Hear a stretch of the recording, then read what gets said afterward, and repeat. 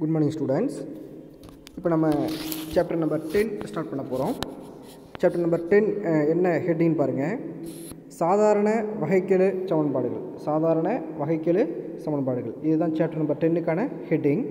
அதில் நம்ம ஃபஸ்ட்டு பார்க்க போகிற டாப்பிக்கு வகைக்கெழு சமன்பாட்டின் வரிசை மற்றும் படி பார்க்க போகிறோம். வகைக்கெழு சமன்பாட்டின் வரிசை மற்றும் படி. சரி, வரிசைனா என்ன? ஆர்டர். வரிசைனா என்னது? ஆர்டர். ஒரு வகைக்கெழு சமன்பாட்டில் காணப்படும் மிக உயர்ந்த வகைக்கெழுவின் வரிசையே அச்சமன்பாட்டின் வரிசை. அதாவது டி இருக்குதா, டி ஸ்கொயர் இருக்கா, டி கியூப் இருக்கா அப்படிங்கிறத நம்ம செக் பண்ணணும். ஓகேவா? டி இருந்ததுன்னா ஹையஸ்ட் பவர், அதனுடைய டி இருந்ததுன்னா வரிசை 1ன்னு அர்த்தம். பவரில் 2 இருந்தால் வரிசை 2ன்னு அர்த்தம். பவரில் 3 இருந்தால் வரிசை 3. இது மாதிரி இதில் டியோட பவரில் எது ஹையஸ்ட்டாக வந்திருக்கு அதுக்கு சில கண்டிஷன்ஸ்லாம் இருக்குது. அதை நம்ம பின்னாடி பார்ப்போம். அதில் இப்போ டியோட பவரில் எது அதிகமாக வருதோ நம்ம வரிசைன்னு சொல்லணும். அப்போ வரிசை ஆர்டர். டிகிரி. படினா என்ன? வரிசைக்கமா படின்னு கேட்பாங்க. வரிசை ஓகே. இப்போ படினா என்னென்னா, இப்போ நம்ம டியோ டி ஸ்கொயரோ டி கியூப்போ சொல்கிறோம் இல்லையா, மிக உயர்ந்த வரிசை அதனுடைய அடுக்கு, மிக உயர்ந்த வரிசையோட அடுக்கு என்ன இருக்கோ அதுதான் என்னது நம்மளுக்கு படி. ஒரு வகைக்கெழு சமன்பாட்டை பல்லுறுப்புக்கோவை வடிவில் எழுத இயலுமெனில் அச்சமன்பாட்டில் தோன்றும் மிக உயர்ந்த வரிசையுடைய வகைக்கெழுவின் முழுயின் படியே அச்சமன்பாட்டின் படி எனப்படும். அதாவது உயர்ந்த வரிசையோட அடுக்கு அதுதான் படி. ஓகே. இப்போ நம்ம பயிற்சி 10.1 கொஸ்டின் நம்பர் 1 பார்க்கலாம்ப்பா. இதில் என்ன கேட்டிருக்காங்கன்னா, வரிசை மற்றும் படி. பின்வரும் வகைக்கெழு சமன்பாடுகள் ஒவ்வொன்றின் வரிசை மற்றும் படி இருக்குமானால் இருந்ததுன்னா கண்டுபிடி அப்படிங்கிறாங்க. வரிசை மற்றும் படி. இப்போ அதில் ஃபஸ்ட்டு சம்லேயே ஃபஸ்ட்டு பாருங்கள். dy by dx plus xy equal to cot x அப்படின்னு கொடுத்துருக்காங்களா. இப்போ நம்ம எப்பயுமே டி பார்க்குறோன்னு சொன்னாலே சில கண்டிஷன்ஸ்லாம் இருக்குன்னு சொன்னால, அது என்ன அப்படின்னா டி ஸ்கொயர் டி கியூப்லாம் வருது இல்லையா, இதுடைய பவரில் ஃப்ராக்ஷன் வரக்கூடாது. இப்போ 1/2 2/3 இந்த மாதிரி ஃப்ராக்ஷன்லாம் வரக்கூடாது. வந்தால் அதை கேன்சல் பண்ணிட்டு தான் நம்ம என்ன சொல்லணும், வரிசை படி சொல்லணும். ஓகே. அதே மாதிரி அதுக்கு தான் ரூட்னாலும் அப்போ பவரில் 1/2 ரெண்டும் சேம் தான். இந்த மாதிரி root, cube root, fourth root, இந்த மாதிரி எது வந்தாலும் நம்ம கேன்சல் பண்ணிடணும். ஓகேவா? இதுக்கு டியோட பவர் சாதாரணமாக எக்ஸு ஒய்யோட பவரில் வந்துருந்ததுன்னா பிரச்சனை கிடையாது. டியோட பவரில் வரக்கூடாது. வந்துருந்தா அதை கேன்சல் பண்ணிட்டு தான் நம்ம வரிசைப்படி சொல்லணும். ஓகேவா? சரி, இதில் பார்க்கலாம். இப்போ எப்படி பார்க்கலாமா? ஃபஸ்ட்டு பாருங்கள். dy by dx plus xy equal to cot x. இதில் இது டியோட டினா dy by dx ஒரே ஒரு வகைக்கெழு தான் இருக்குது, dy by dx. ஓகேவா? அப்போது அதனுடைய வரிசை எவ்வளவு? 1. டி மட்டும் தான் வந்துருக்குது. டியோட பவரில் 1 தான். dy by dxனால் பவரில் 1ன்னு அர்த்தம். dy by dxனால் பவரில் இங்கே என்ன இருக்குது? 1. அப்போ வரிசை 1. அதனுடைய ஹோல் பவர் எவ்வளோ வந்துருக்குன்னா அதுவும் 1 தான். அப்போ வரிசை 1 படி 1. இப்போ ரெண்டாவது சம் பாருங்கள். d cube y by dx cube whole பவரில் 2/3 minus 3 into d square y by dx square plus 5 into dy by dx plus 4 equal to 0வா? இப்போ இதில் என்ன பண்ணுறாங்க பாருங்கள். கணப்படுத்த என்ன கொடுத்துருக்காங்க? கொஷின் எடுத்து எழுதி கணப்படுத்த அப்படின்னா ஹோல் பவரில் 2/3 வருதுல, அந்த பை 3யை கேன்சல் பண்ணுறதுக்காக எல்லாத்துக்கும் இன்ட்டு 3 போடுறோம். அப்போ ஃபஸ்ட் டைம் என்ன வரும்? இதில் இன்ட்டு 3 போட்டோம்னா dy by dx d cube y by dx cube whole பவரில் 2 மட்டும் வருமா? ஏன்னா இன்ட்டு 3 போடுறப்ப இன்ட்டு 3ன்னு போடுறப்ப இந்த 3க்கும் இந்த 3யும் கேன்சல் ஆகிடும். அதனால தான் அப்படி போடுறோம், கனப்படுத்துகிறோம். அப்போ அதே மாதிரி ரைட் சைடு பாருங்கள். இது ஃபுல்லாக சேர்த்து ஹோல் கியூப்னு போட்டால் போதும். ஃபுல்லாக சேர்த்து ஹோல் கியூப். இப்போ நம்ம எப்படி தான் நம்ம இதை a minus B whole cube, a minus B minus C whole cube எந்த ஃபார்முலா யூஸ் பண்ணாலும் சரி, இது டி ஸ்கொயர் தான் பெருசு, இது டி தான் பெருசு, டி ஸ்கொயர் தான் பெருசு இதில் இருக்கிறது. அப்போ டி கியூப் தான் இதுக்கு லெஃப்ட்டில் இருக்கிற டி கியூப். இதை நம்ம விரிவுபடுத்தினாலும் டி ஸ்கொயரோட அடுக்கு வேணால் மாறலாம். அதாவது நம்மளுக்கு வரிசை மாறாது, படி வேணால் மாறும். அப்படிங்கும்போது இப்போ இதில் இந்த கொடுத்துக்கிற இதில் நம்மளுக்கு பவரில் ஃப்ராக்ஷன் வரல இல்லையா, அப்போ டி கியூப் பெருசா, அப்போ 3. இப்போ வரிசை 3 அதனுடைய பவர் படி 2. வரிசை 3 படி 2. ஓகே. அடுத்தது கொஷின் நம்பர் 3 பார்க்கலாம். அதுலேயே question number 3 d square y by இந்த some d square y by dx square plus dy by dx को whole square equal to x into sin of d square y by dx square. ஓகேவா? இதில் நம்ம sin of பவரில் fraction எதுவுமே வரல இல்லையா, அப்போ டி ஸ்கொயர் தானே பெருசு. இப்போ வரிசை 2 அதனுடைய அடுக்கு படியும் 2. வரிசை 2 படி 2 எழுதுறதுக்கு முன்னாடி சொல்கிறாங்க பாருங்கள். எப்படி சொல்கிறாங்க பாருங்கள். வரிசை தான் 2 எழுதியிருக்காங்க. பாருங்கள். படி பாருங்கள். சமன்பாட்டை அதனுடைய வகைக்கெழு கொண்டு பல்லுறுப்புக்கோவை சமன்பாடாக எழுத இயலாது, எனவே படி வரையறுக்கப்படவில்லை. சமன்பாட்டை அதனுடைய வகைக்கெழு கொண்டு பல்லுறுப்புக்கோவை சமன்பாடாக எழுத. ஏன்னா இதில் பாருங்கள் சைன் ஆஃப் அந்த கோணத்தோட மதிப்பு நம்மளுக்கு என்ன வந்துருச்சு? D square Y by DX square வந்துருக்குது இல்லையா. ஓகேவா? அப்போ நம்ம இதில் கேன்சல் பண்ணுறதுனா நம்ம கொஞ்சம் அது இன்கன்வீனியன்ட், அதாவது பண்ணுறது கஷ்டம், பண்ண முடியாது. ஓகேவா? அதனால தான் என்ன பண்ணிட்டாங்க, இப்போ இதில் வந்து சைன் ஆஃப்னு வந்துருச்சு. தனியாக வந்துருந்தா எக்ஸ் கூட பெருக்கல வந்துருந்தா இல்லை, இது கோணமாக குறிக்குது. அதனால தான் இதில் வரிசை வரையறுக்கப்படுது. வரிசை 2 இது சமன்பாட்டை அதனுடைய வகைக்கீழை கொண்டு பல்லுறுப்புக்கோவை சமன்பாடாக எழுத இயலாது. எனவே படி வந்து வரையறுக்கப்படவில்லை. ஏன் என்ன ரீசன்னா, இந்த சைனுக்கு அப்புறம் வந்திருக்கு d², அதனால். ஓகே, அடுத்து 4th சம் பாருங்க. இதில் 4th sum root of dy/dx minus 4 × dy/dx minus 7x = 0வா. இப்போ நம்ம என்ன பண்ண போகிறோம்னா, இதுக்கு வரிசைப்படி கண்டுபிடிக்கலாமா. இப்போ இதுக்கு ரூட்னா என்ன அர்த்தம், பவரில் 1/2ன்னு அர்த்தம் இல்லையா. அதனால் வர்க்கப்படுத்துகிறோம். ரெண்டுக்கும் என்ன பண்ணுறோம், வர்க்கப்படுத்துகிறோம்.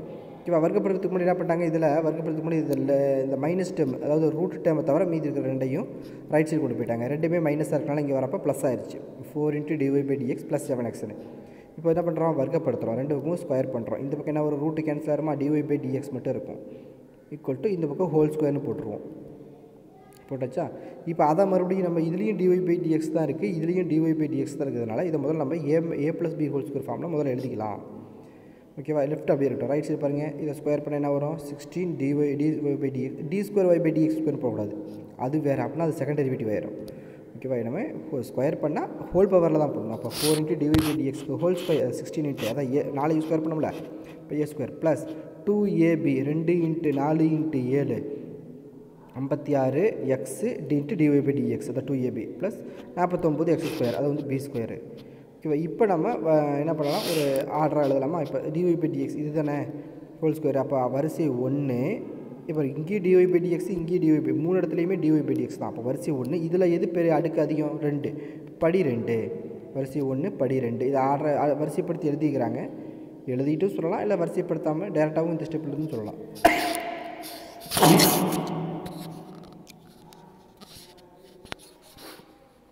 அடுத்து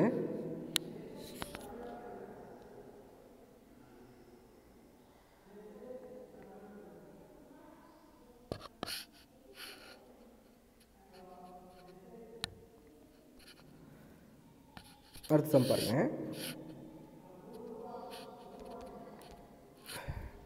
question number 5. y × dy/dx is equal to x/dy/dx plus dy/dxக்கு ஹோல் க்யூப்னு கொடுத்துருக்காங்களா, dxக்கு ஹோல் க்யூப்னு கொடுத்துருக்காங்க. இப்போ நம்ம என்ன பண்ண போகிறோம்னு பாருங்கள். இப்போது நம்ம இதில் dy/dx இருக்குது இல்லையா, அப்போது dy/dxனால இது ஃபுல்லாத்தையும் நம்ம இப்போ பெருக்க போகிறோம். dy/dx அப்போ பெருக்கும்போது என்ன வரும் நம்மளுக்கு பார்க்கலாமா. ஒன்றும் இல்லை, இந்த டேர்ம் கீழே டினாமினேட்டரில் இருக்கிறத கொண்டு வந்து நம்ம இது இங்கே லெஃப்ட்டு கூட பெருக்கிடுறோம். இங்கே கீழே வகுத்தில் இருந்து பெருக்களுக்கு வருது. பெருக்களுக்கு வரும்போது என்ன வரும் அப்படின்னா, இங்கே y × dy/dxும் இதையும் பெருக்குனா y × dy/dx whole square plus y × dy/dx கூட இந்த dy/dxக்கு ஹோல் க்யூப்பை பெருக்குனா y × dy/dx whole power 4 equal to X மட்டும் இருக்குமா. அதாவது இந்த பகுதியில் இருந்து அங்கே பெருக்களுக்கு கீழே இருந்து பெருக்களுக்கு போயிடுச்சு. இப்போ பாருங்கள், வரிசை பாருங்கள், இதுவும் dy/dx தான், இதுவும் dy/dx தான். அப்போ வரிசை 1 படி 4. இது ரெண்டில் எது பெருசாக, வரிசை சமமாக இருக்கும்போது படியை சொல்லிக்கலாம். படி வந்து எது பெருசாக இருக்கோ அது சொல்லிக்கலாம். அடுத்தது கொஸ்டின் நம்பர் 6 பாருங்கள். x² × d²y/dx² plus 1 + dy/dx whole ஸ்கொயருக்கு ஹோல் பவரில் 1/2 ஈக்குவல் டு 0வா. அப்போது இந்த ஹோல் பவர் 1/2 இருக்கிற டைமை மட்டும் ரைட் சைடு கொண்டு வந்துடுங்க. அப்போ மைனஸ் ஆஃப் எழுதியிருக்குமா. அப்போ x² × d²y/dx² equal to minus of 1 + dy/dx whole square whole பவரில் 1/2. இப்போ தான் நம்ம வர்க்கப்படுத்தணும். எப்போவுமே இந்த மாதிரி இப்போ இந்த முன்னாடி சொல்லி கூட சம் கூட சொல்லியிருப்போம். இதில் ரூட் ஆஃப் dy/dx வந்துருதுன்னா கூட 4th சம்மில் நம்ம மீதி இருக்கிறத ரைட் சைடு கொண்டு போயிட்டு அப்புறமேட்டுக்கு ஹோல் ஸ்கொயர் கொடுங்க அப்படின்னு சொல்லியிருந்தோம். அது மாதிரி தான் எதை ஸ்கொயர் பண்ண வேண்டுமோ அந்த டைம் ஒரு சைடாக இருக்கிற மாதிரி பார்த்துக்கணும். ஓகேவா. அப்போ கொண்டு போயாச்சா. இப்போ வர்க்கப்படுத்தினா வரும், இதுக்கு ஹோல் ஸ்கொயர்னு வருமா, x² ஒரு ஸ்கொயரு d²y/dx² ஒரு ஹோல் ஸ்கொயர். ரெண்டு பெருக்கல் இருக்கிறனால தனித்தனியாக ஸ்கொயர் போட்டாச்சு. கூட்டல் கழித்தல் இருந்ததுன்னா ஹோல் ஸ்கொயர் தான் போட்டிருப்போம். பெருக்கல் இருந்ததுனால தனித்தனியாக ஸ்கொயர் போட்டாச்சு. ஈக்குவல் டு இங்கே மைனஸ் ஸ்கொயர் பண்ணால் ப்ளஸ் ஆயிருமா.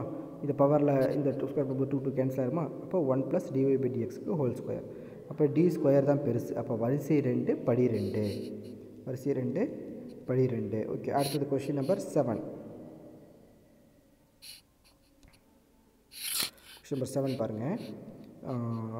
d²y/dx² is equal whole cube is equal to root of 1 + dy/dx. ரெண்டு சைடு ஸ்கொயர் பண்ணால் போயிடும். ஏன்னா ரைட் சைடில் கொடுத்துருக்காங்க ரூட்டு. அப்போ d²y/dx³ ஹோல் பவரில் 2 3 இருக்குல்ல, அதுக்கு ஹோல் பவரில் 2ன்னு போடும்போது இந்த 2 3 பெருக்கலுக்கு 2 3 6.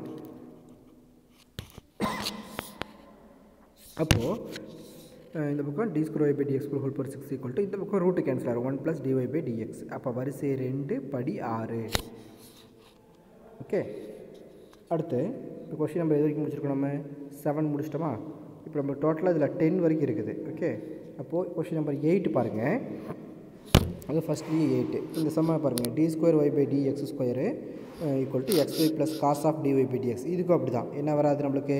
படி வராதா? ஏன்னா காசுக்கு அப்புறம் ஒரு டிஃபரன்ஷியேஷன் வந்துருச்சு, அதனால் படி வராது. வரிசை சொல்கிறோம் பாருங்கள். வரிசை வந்து d² தான் பெருசு. அப்போ வரிசை 2. இது வந்து ஒரு பல்லுறுப்புக்கோவையாக எழுத இயலாதனால சைன் காஸ் ஃபங்க்ஷன் வந்துருக்கிறனால நம்ம பல்லுறுப்புக்கோவையாக எழுத முடியாது. x² x³ அந்த ஆட்டில் எழுத முடியாதுங்கிறனால படி வரையறுக்கப்படவில்லை. ஓகே. அதை சைனுக்கு அப்புறம் காசுக்கு அப்புறம் இந்த மாதிரி டிஃபரன்ஷியேஷன் வந்து வரையறுக்கப்படவில்லை. படி வந்து வரையறுக்கப்படவில்லை எழுதிடலாம். வரிசை மட்டும் 2. அடுத்து கொஸ்டின் நம்பர் 9. அப்போ d²y/dx² + 5 × dy/dx + y dx is equal to x³ y dx is equal to x³. இப்போ நம்ம என்ன பண்ண போகிறோம்? இதை இப்போ நம்மளுக்கு இப்போ இந்த இன்டெக்ரல் நம்ம கேன்சல் பண்ணணும். இது கூட இன்டெக்ரல் வராமல் இருந்துச்சு, இதில் இன்டெக்ரல் வந்துருக்கலாம். அந்த இன்டெக்ரல் கேன்சல் பண்ணணும்னா டிஃபரன்ஷியேட் பண்ணணும். டிஃபரன்ஷியேட் பண்ணால் தான் டிஃபரன்ஷியலுக்கு இன்டெக்ரேஷன் கேன்சல் ஆகும். அதனால் எக்ஸை பொறுத்து நம்ம என்ன பண்ணுறோம்?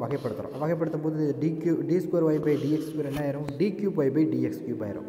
ப்ளஸ் 5 × அடுத்த டைம் dy/dx வந்து என்ன ஆயிரும்? d²y/dx² மாறிக்கும்.